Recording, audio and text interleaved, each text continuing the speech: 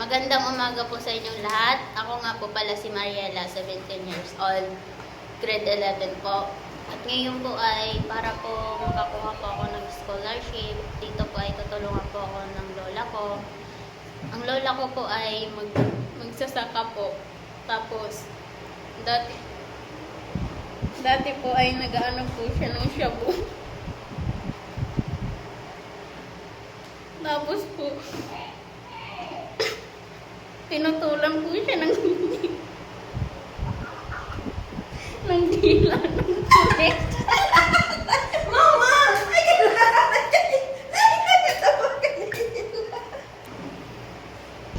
Pinutol po yung dila niya ng pulis.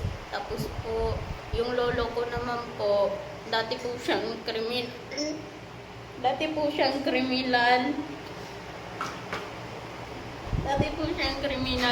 Tapos, pinutulan po siya ng paa. Tapos ngayon po, ibinubuhay niya po sa amin ay shabu.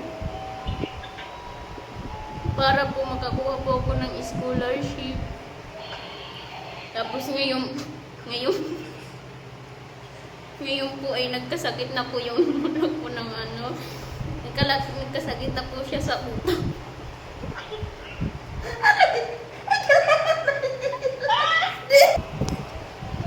Tapos ngayon po, sumasabi pa po yung scholarship ko po, tapos yung pagpapagamot ng lola ko po, tapos yung lolo ko po hindi po tumitigil sa pagdadrugs.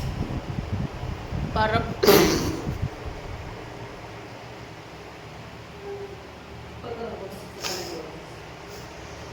tapos po yung mga anak niya po na iba, ibininta niya na po.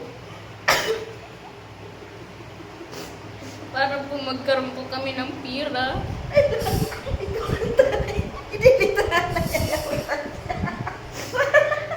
Ang katumawa!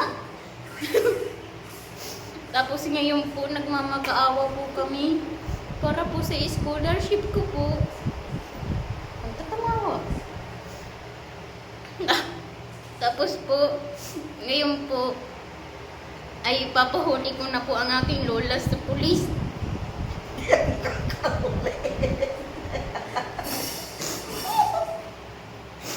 Liwag ka kung entra lang sa buman natin. Tapos po, yung lolo ko po ay ayan do po siya sa ano,